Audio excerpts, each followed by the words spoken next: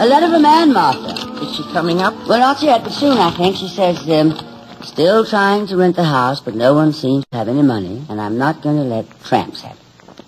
Oh, Martha, why do people complicate their lives so? All those horses, that house.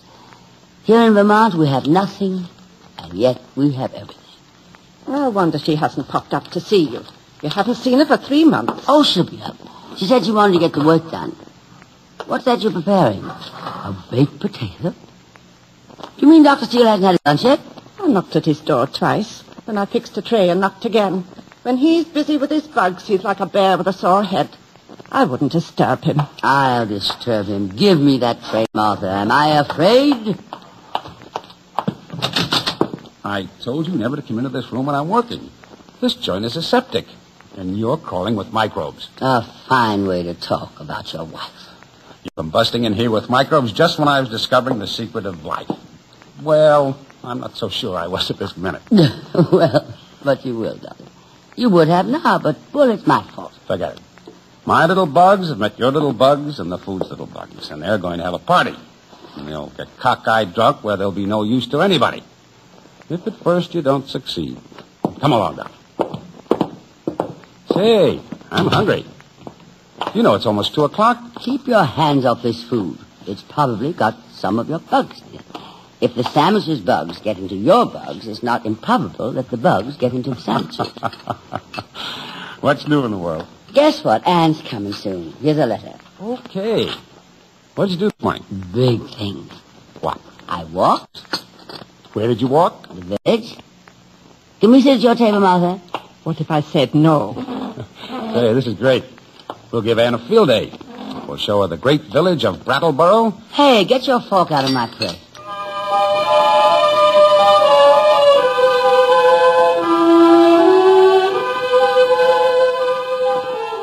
Hello, Martha. How are you? I'm first rate.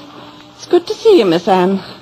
You're looking a little peaked. No, we'll fatten her up. A little country gravy. Oh, the house is perfect, Judith. Where's your lab, Doctor? Back here. Come on. Coming. Don't let her in, Freddie. She's got bugs, too. Let's unpack for her. Oh, my, but it's impressive. How's it coming, actually? Fine, I think. Someday in my lifetime or some other man's lifetime, we'll have a cure for glioma. Fred, is there any chance for her? No. Oh, I'd so hoped. Don't hope. But all this lab. May say mothers someday. That's all, Anne. I can't make an appointment for a miracle to happen. Does Judith fully realize? Yes. Oh, I can't believe it. She couldn't bear it. No one could. Secretly, she must believe All it. my life, Anne, I've seen people suffer, seen them die. But I've never seen anyone like her. From what deep well she draws her courage, I can only wonder. I'd have cracked without her. She's beyond words. You saw her. She laughs and sticks out her chin. She can take it. But she can't always. No one could. There must be bad moments when she thinks... She doesn't think. It's forgotten. That's our pact. We never mention it. And you mustn't either. I'll try.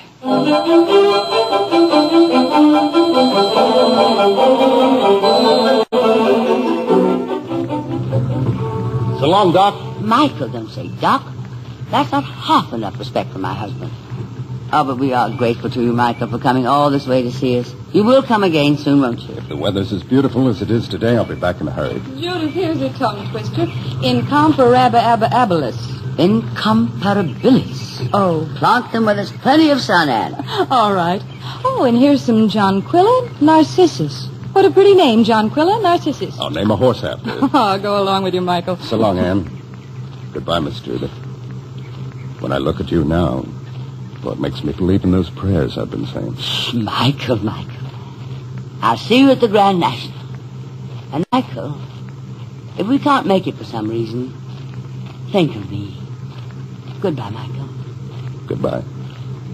Goodbye, Michael. Goodbye. Bye.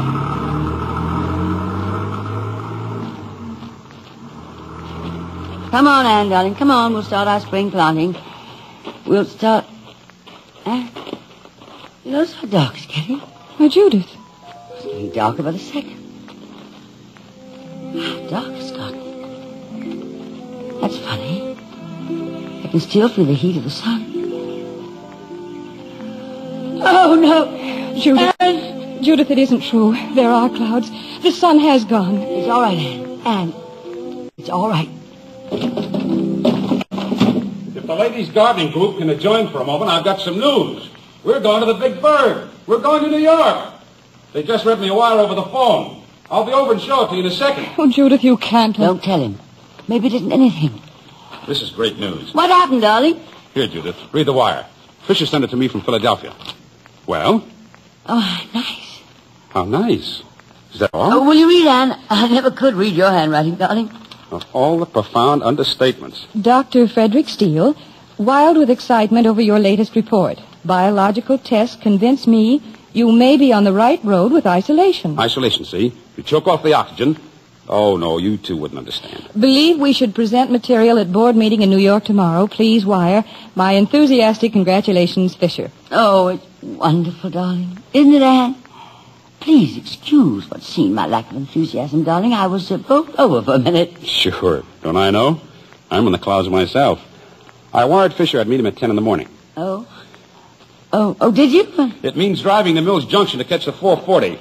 I'm going to the house to get things moving. Martha's packed for you, but I can't even find my socks. Fred? No, Anne. What are you going to do? I don't know. I don't know. Nothing. But you can't go. No. Well, you can't let him go. Say, I'd gladly stay with you and help you plant those bulbs. I wouldn't mind even being late. Except this board convenes just twice a year. Would you want me to stop that, Anne? Oh, Judith, you can't send him away without knowing. I Anne, won't. please, darling, please go on planting the flowers as if nothing had happened now, dear Anne. Please, please. I know what's best.